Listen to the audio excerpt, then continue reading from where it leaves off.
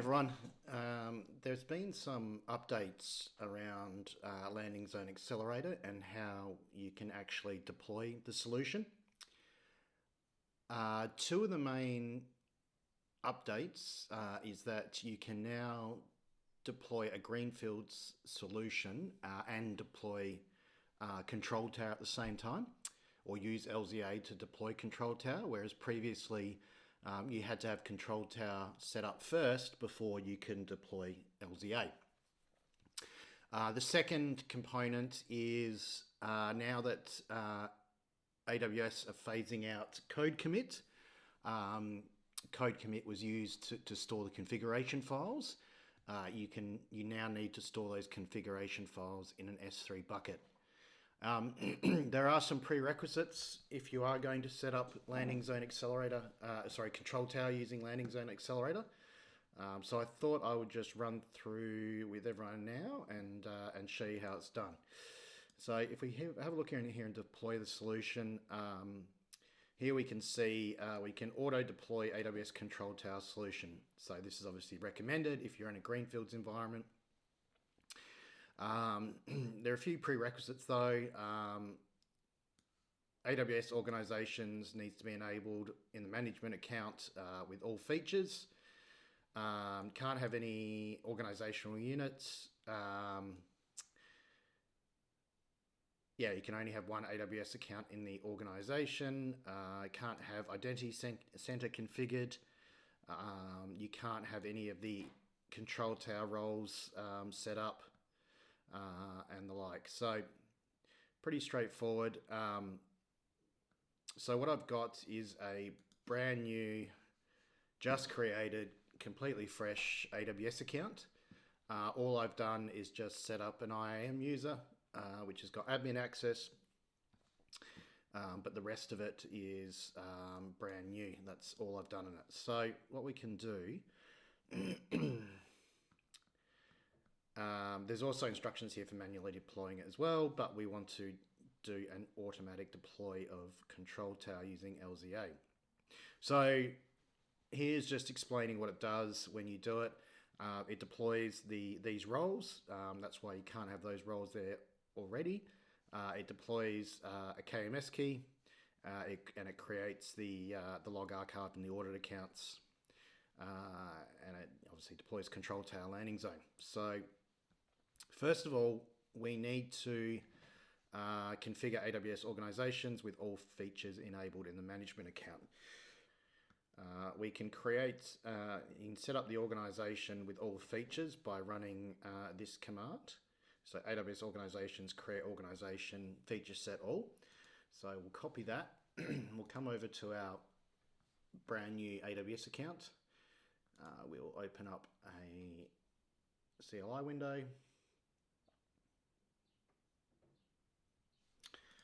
And we can paste this in. So the IAM, remembering the IAM user I set up and logged in as has administrative privileges. So we should be able to run this command. Okay, so now that AWS organizations has been enabled on the account and all features have been enabled, we can go ahead with the rest of the installation.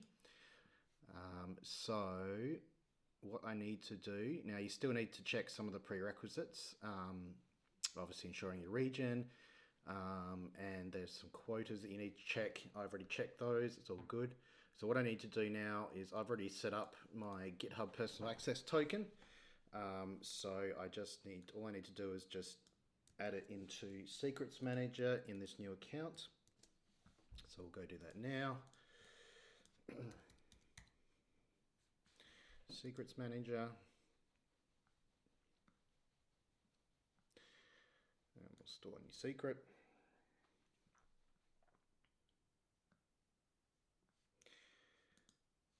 Other type of secret. Plain text. So we'll put the access token in. Yep. Next. And then we'll call it what the LZA installer wants us to call it, which is that.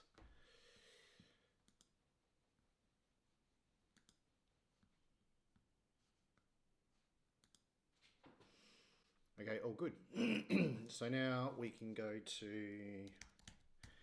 Cloud Formation. We can come to launching the stack.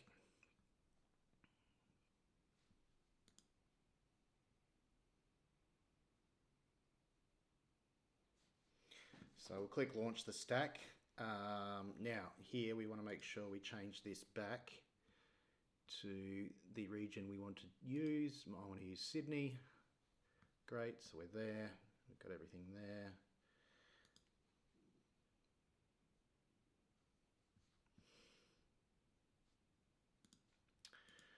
Cool, so now we can go and enter the parameters again.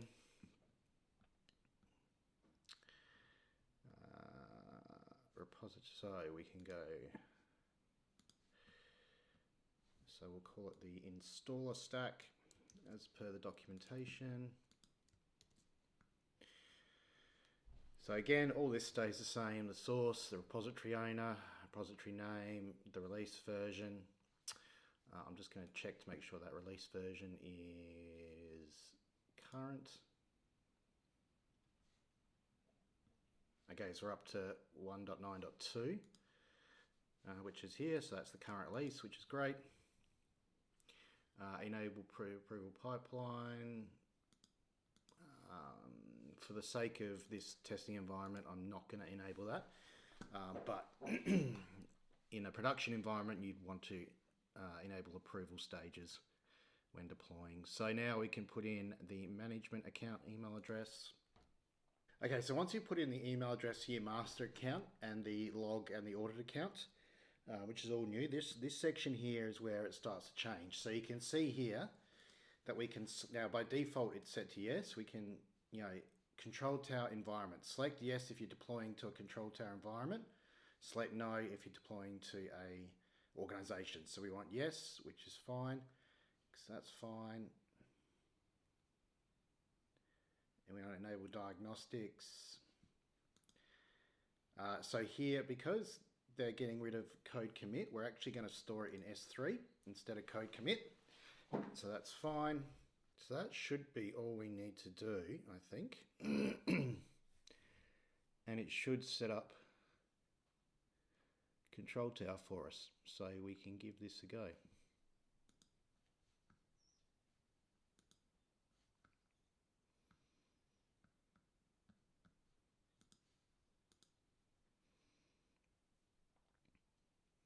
All right, we'll let that run and we'll get back to it once it's done. It'll run, which is great. So the accelerated install pipeline has run and the actual accelerated deployment pipeline has run successfully as well. So now if we go back to AWS organizations,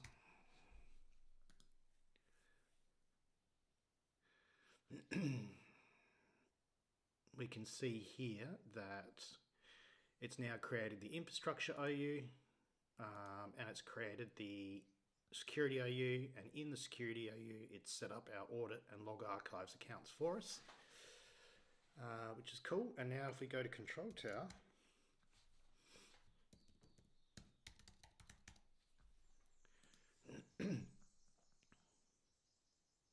we can see that it's telling us that our landing zone is now available, 2 organization units, 3 shared accounts, and all that. So that's awesome. So that's a great new feature of the latest release of Landing Zone Accelerator, giving you the ability to deploy AWS Control Tower with Landing Zone Accelerator is really good. It's awesome. So I hope you found that interesting, and I'll see you on the next one.